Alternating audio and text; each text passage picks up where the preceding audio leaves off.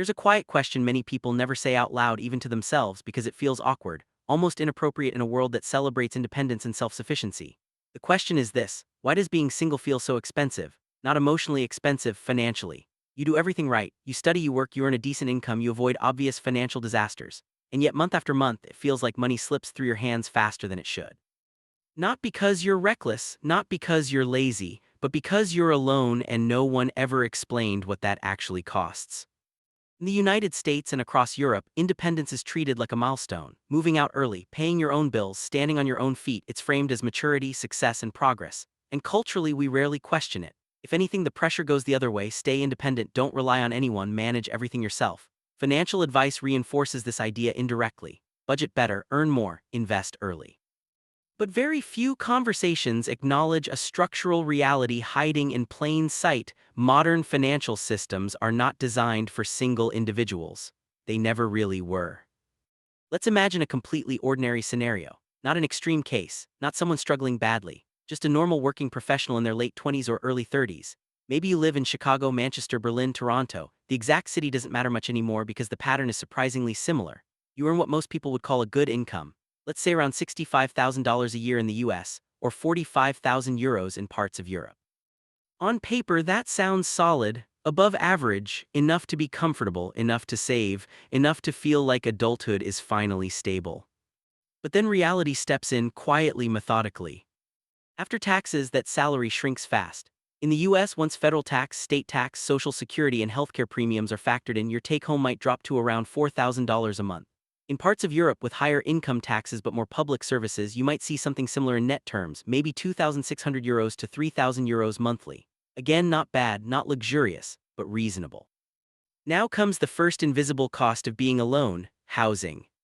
As a single person, you don't split rent, you don't divide utilities, you don't share a mortgage payment, you carry the full weight yourself. A modest one-bedroom apartment in a decent area might cost $1,500 in many US cities, or €900, 200 in Europe. Already 30 to 40% of your take-home income is gone, before food, before transportation, before anything resembling a life. This isn't overspending, this is baseline participation in modern society. Then come utilities: electricity, heating, internet, phone. When you live alone, these costs don't have just because you're one person. Internet costs the same. Heating costs almost the same. A phone plan is still a phone plan. Let's say another $250, $300 a month disappears here, quietly, automatically. Now transportation. Maybe you have a car because public transport isn't practical where you live, or because your job expects flexibility. A modest car payment, not a luxury vehicle, maybe $350 a month. Insurance, another $120. Fuel, $150. Maintenance averaged out maybe $80. Suddenly, transportation alone is pushing $700 a month. And again, this isn't extravagance. This is access to work.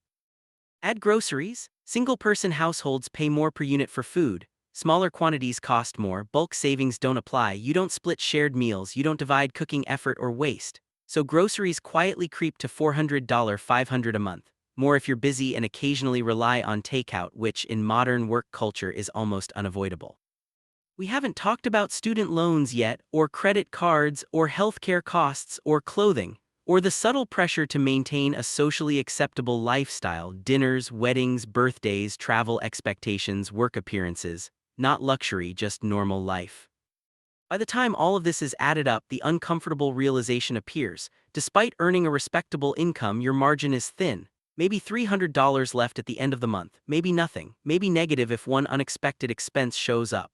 And when financial advice tells you to just save more, it feels disconnected from reality because the math doesn't lie. This is where the concept of the singles tax begins to reveal itself. It's not a formal tax, no government line item labeled penalty for being alone. It's structural, it's embedded, it's the accumulation of costs that were designed to be shared but are now carried individually. Housing markets assume dual incomes, insurance pricing rewards families, tax systems often favor married couples, even consumer products quietly assume shared usage. And yet culturally, we frame single living as freedom, not as a financial trade-off. What makes this especially powerful is that no one warns you about it. There's no moment where someone sits you down and says, "This path will cost more long-term." Instead, the message is subtle: independence equals success. If you're struggling financially while single, the implication is that you're doing something wrong. But here's the uncomfortable truth: many people aren't financially stuck because they lack discipline or intelligence. They're stuck because the economic structure silently penalizes solo living while pretending it doesn't. And the most dangerous part isn't the cost itself. It's that the cost feels personal. When money is tight, people internalize it. I should be better at this. Others seem fine. Maybe I'm irresponsible. But the numbers tell a different story. A story where two people earning $45,000 each can live more comfortably than one person earning $90,000. A story where shared expenses compound advantages over time, not through genius but through structure. This is not an argument against being single. It's not moral, it's not emotional, it's analytical. It's about understanding reality without judgment. Because once you see the structure clearly, you stop blaming yourself for outcomes that were never purely individual decisions to begin with. And before we talk about solutions, before we even talk about behavior, we need to fully understand the system we're operating inside. Not to fight it, not to escape it, but to make informed choices within it. That understanding starts here, with the real, quiet cost of being alone that no one likes to talk about. Once you recognize that being single carries a structural cost, the next uncomfortable realization is this: most people don't fail financially because they spend too much, they fail because they underestimate fixed costs. And fixed costs behave very differently when you're alone. Let's slow this down and look at the math calmly, without drama. Imagine two scenarios. In both, the people involved are responsible, educated, and earning similar incomes. No extremes, no luxury lifestyles. In the first scenario, there is a single professional earning $70,000 a year in the United States. After taxes, healthcare, and payroll deductions, their monthly take-home is roughly $4,200. In Europe, you could imagine a similar case with €50,000 gross and around €3,000 net. The exact numbers change by country, but the structure remains the same. In the second scenario, there are two people living together, each earning $50,000 a year. Individually, they earn less, but combined, they bring in more stable cash flow, and more importantly, they split fixed expenses. Now look at housing again, because housing is the largest lever. Our single professional pays $1,600 for a modest one-bedroom apartment. That's not luxury, that's normal. Utilities add another $300. Total housing-related costs, $1,900. The couple rents a slightly larger place for $2,200. Utilities rise slightly to $350. Total, $2,550. On paper, they're paying more, but split between two people, that's $1,275 each. Already the difference is clear. The single person spends $1,900 alone. The partnered person spends $1,275. That's a $625 monthly gap just for housing. Now transportation. The single professional has one car payment, insurance, fuel, maintenance, around $700 a month. The couple may also have one car or two modest ones, but costs are still shared. Even conservatively, let's say transportation averages $1,000 for the household. That's $500 per person. Another $200 difference. Groceries next. Single households rarely benefit from economies of scale. Smaller packages cost more per unit, food waste is higher, time constraints push people toward convenience. The single professional spends $450 a month. The couple spends $750 combined, $375 each. Again, a gap. Now layer in internet, streaming services, furniture, cleaning supplies, household tools. These costs don't double with people, they distribute. One internet bill, one vacuum, one couch, one set of cookware, one streaming subscription instead of two. By the time you reach the end of the month, the math is quietly brutal.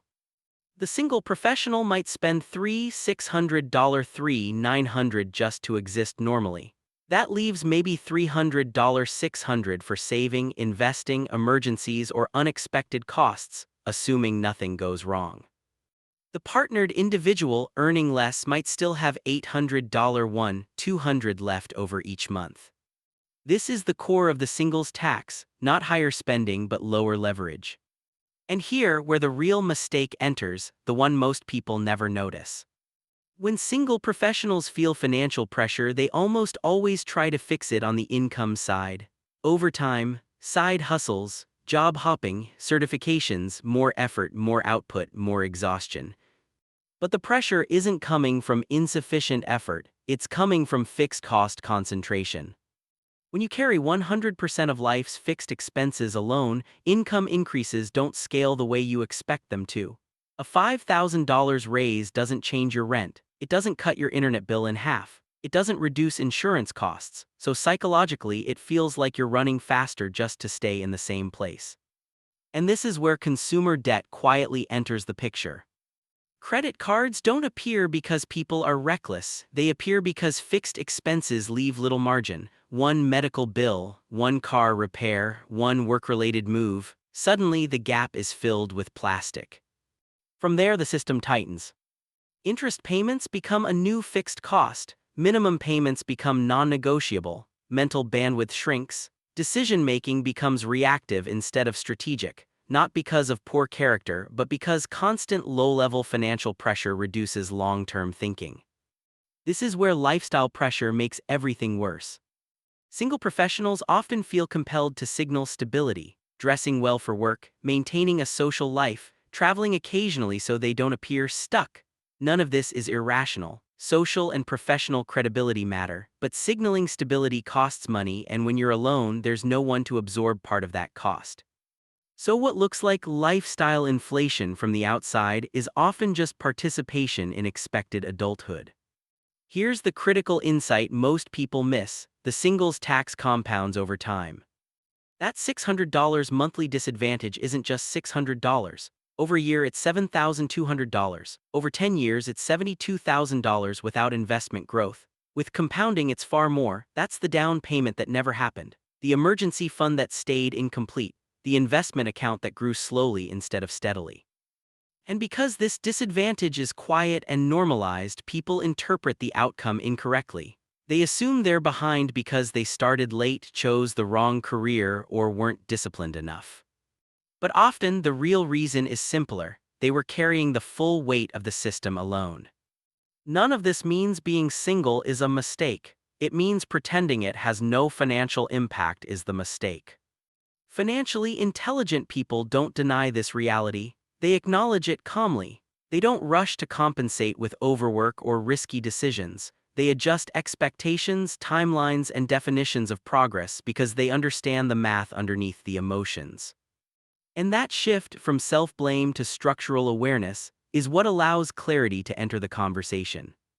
In the next part, we'll look at why the brain struggles to see this clearly, and how psychology quietly pushes single earners into decisions that feel reasonable short-term but costly long-term, even when they know the math. Understanding the math is only half of the picture. Numbers explain what is happening, but they don't explain why so many intelligent, financially responsible single people still feel constantly behind. The real engine driving the singles tax isn't just economics, it's psychology. And more specifically, it's the way the human brain responds to social comparison, uncertainty, and identity pressure in modern society.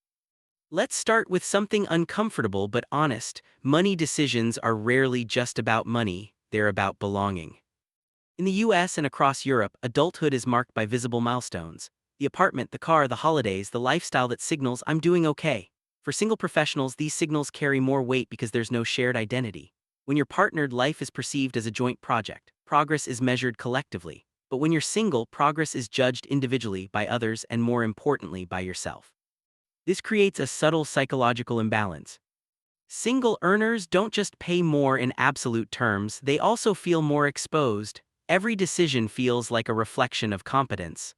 Living too modestly can feel like failure.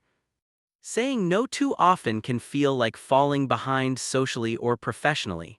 And this pressure doesn't come from vanity, it comes from a very human need to be seen as stable, capable, and progressing. Psychologists call this identity signaling. We don't spend only to enjoy things, we spend to communicate who we are to employers, peers, family, and even ourselves. When you're single, there's no shared narrative to buffer this. Your lifestyle becomes the story. That's why so many single professionals upgrade too early, not extravagantly but slightly.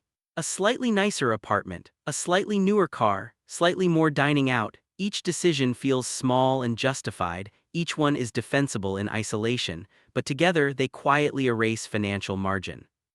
What makes this especially tricky is that these choices don't feel emotional, they feel rational. I need a reliable car. I work hard, I deserve a comfortable place. Networking matters, and all of these statements are true. The psychological trap isn't irrationality, it's accumulation. Another factor at play is what behavioral economists call loss aversion. Humans feel losses more intensely than gains. For single earners, the fear of losing social relevance or perceived stability is often stronger than the abstract benefit of long-term savings. Saying no to a weekend trip feels like a loss now. Saving for a future that feels uncertain doesn't generate the same emotional reward. Uncertainty itself is a major driver here. Single people face more financial uncertainty by default. One income, one job, one health event, one unexpected expense can destabilize everything. Ironically, this should encourage conservatism, but psychologically it often does the opposite. Under uncertainty, the brain seeks comfort and normalcy. Spending becomes a way to reduce anxiety, not increase pleasure. This is why advice like "just cut back" often fails. It ignores the emotional function money is serving. Then there's time perception. When you're young and single, the future feels flexible. You assume things will change, income will rise, life will stabilize, partnership may happen. This creates a mental discount on future costs. This is temporary. I'll save more later. Once things settle, it'll be easier. These thoughts aren't irresponsible, they're human, but they delay structural adjustments that would reduce long-term pressure. What makes the singles tax especially dangerous is that it hides inside normalcy. Nothing feels extreme, nothing triggers alarm, there's no moment of obvious failure, just a slow realization years later that progress feels smaller than expected. And because society rarely acknowledges this pattern, people internalize it as a personal shortcoming.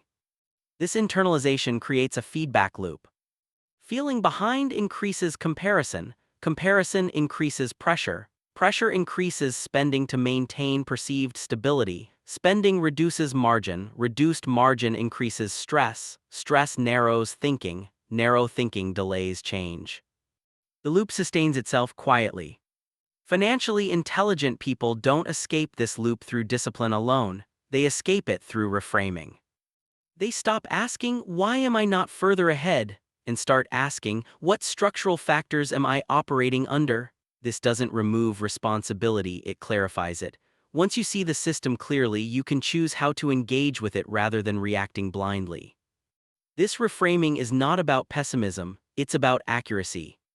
Accuracy allows patience, patience allows consistency, and consistency, not intensity, is what actually builds financial stability over time. In the next section, we'll look at what happens when this psychological trap is ignored for too long, not in dramatic terms, but in realistic, long-term outcomes. The kind that don't show up in your 20s but quietly shape your 30s and 40s. The real danger of the singles tax isn't that it makes life uncomfortable in the present. It's that it quietly reshapes the future, not through dramatic failures but through small, compounding delays. When people imagine financial consequences, they often picture extremes: bankruptcy, unemployment, major crises. But for most single professionals, the impact is much subtler and therefore much harder to correct. It shows up as time. Time lost to slow progress, time spent catching up, time spent maintaining stability rather than building momentum. Let's look at how this plays out over a realistic timeline.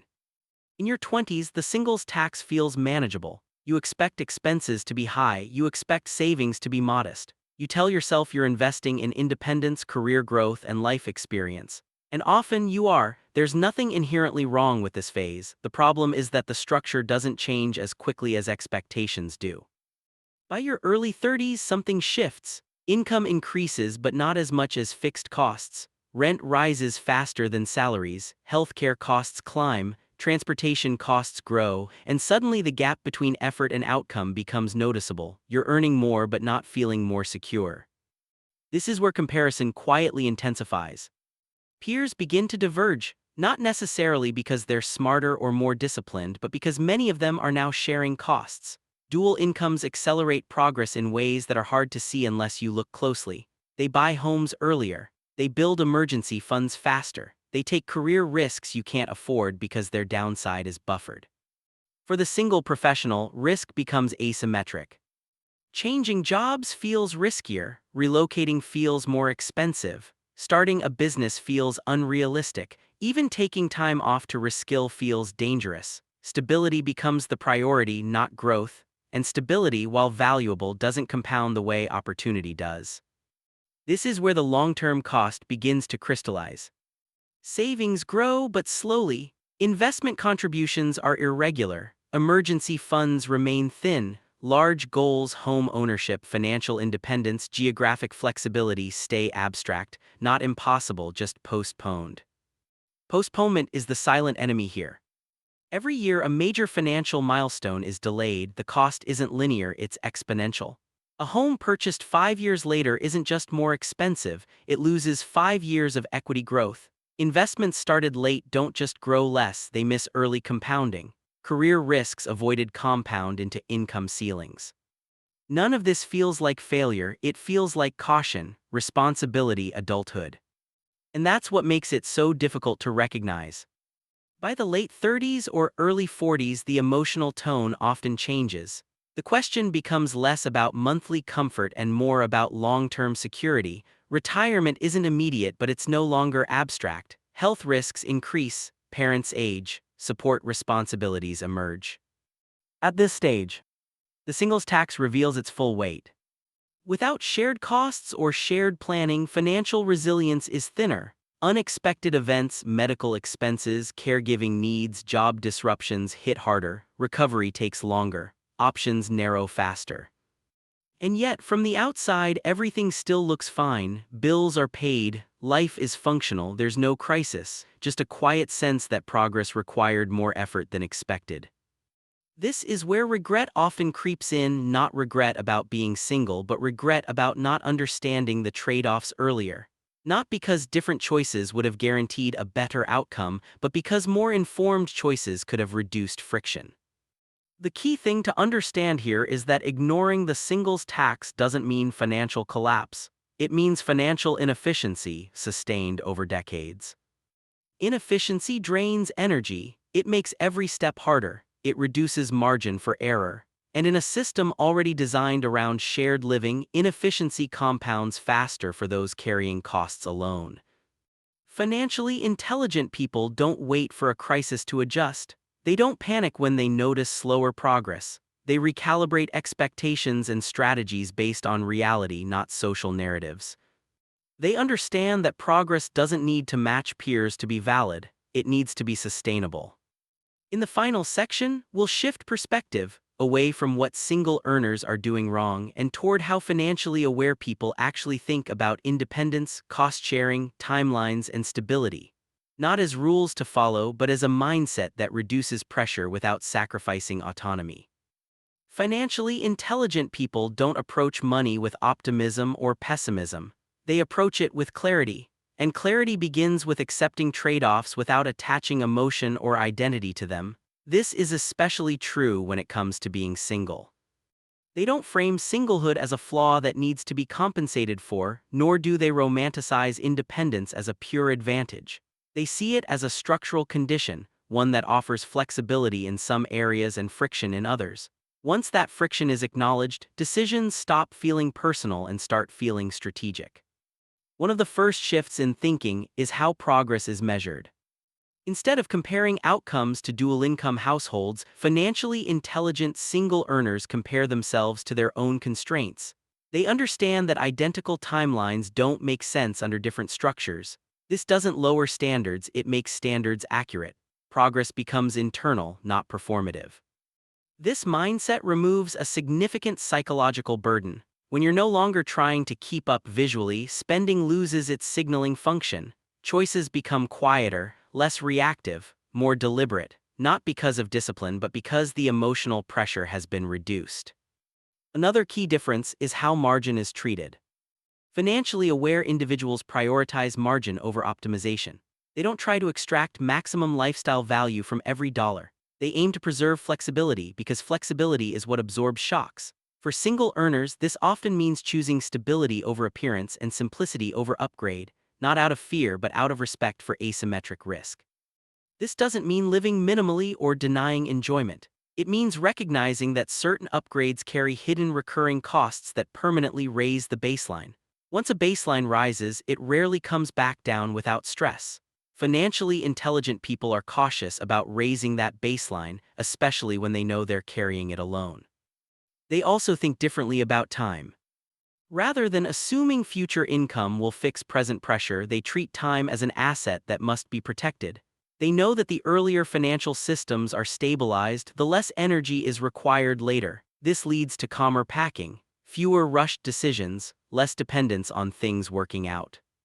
Importantly, they don't view partnership as a financial solution, nor do they reject the financial reality of partnership. They understand that shared living reduces cost friction just as solo living increases it. Neither is morally superior. But pretending these differences don't exist leads to distorted expectations. Financial intelligence is simply the willingness to acknowledge reality without turning it into identity. Perhaps the most important shift is how self-judgment disappears. Once the singles tax is understood, guilt loses its grip. There's no need to feel behind, broken, or irresponsible. There's just context. Context allows patience. Patience allows consistency. And consistency over time quietly produces stability. This is why financially intelligent people rarely appear stressed about money, even when they're not earning extraordinary incomes. They're not constantly fighting the system. They're working with their constraints instead of against them. The calm truth is this: being single doesn't make wealth impossible, it makes it slower and more deliberate. That's not a failure, it's a trade-off. And trade-offs, when understood, lose their emotional charge. If there's one thing to take away from this, it's not a tactic or a rule. It's awareness. Awareness of the structure you're operating within, awareness of the pressure you didn't create, awareness that financial outcomes are not always reflections of effort or intelligence. Once you see clearly, decisions become easier, not because life becomes cheaper, but because expectations become aligned with reality. And from that place, progress, however measured, becomes quieter, steadier, and far less stressful.